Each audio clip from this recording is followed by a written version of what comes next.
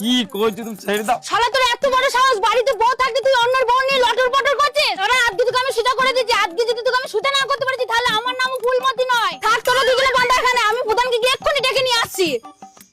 যা রে, আজকে মনে হচ্ছে জীবনটা যায়। ভগবান আই দিনটা বাঁচিয়ে দে, আর জীবনে কারো বইয়ের সঙ্গে কোনোদিন লাইন মারবো না, আমাকে আর বাঁচিয়ে দে।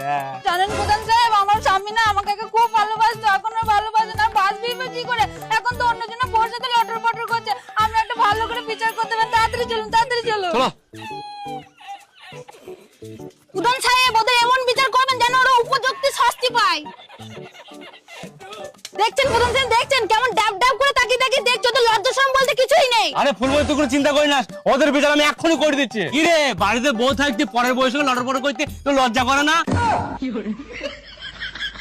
ছে ছে ছে ছে ছে, তোদের মতো লোক এই গ্রামে আছে বলি না, গ্রামটা পুরো নষ্ট হয়ে যাচ্ছে। এই ফুলমতি বল, তুই কি বেরোতে চাস? আরে প্রধান সাহেব, ওদেরকে এমন শাস্তি দিন যেন ওরা হাড়ে হাড়ে টের পায়, আর জীবনেও যেন এদের মতন এইরকম কাজ করার চেষ্টা না করে। ঠিক আছে, তাই হবে। তুই এক কাজ কর, ভেতর থেকে গিয়ে সিঁদুর কোটটা নিয়ে আয়, আজকে দুজনে বিয়ে দিয়ে দেবো। আরে প্রধান সাহেব, এরকম কাজ মুটি করবেন না। এই চুপ কর, তুই আমার থেকে তুই বেশি বুঝিস। এই তুই যা, গিয়ে ভেতর থেকে সিঁদুর নিয়ে আয়।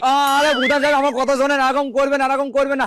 এরকম করলে আপনি খুব পস্তাবেন। কি আমি পস্তাবো? হ্যাঁ, দেখাই যাবে কে পস্তাবে না পস্তাবে। তুই আমার জ্ঞান দিস না। এই তুই জানা গিয়ে সিঁদুর নিয়ে আয় না, কে পস্তায় আমি দেখছি। আচ্ছা ঠিক আছে প্রধান সাহেব, যাচ্ছি। হ্যাঁ, আমিও দেখছি কে পস্তায় না পস্তায়।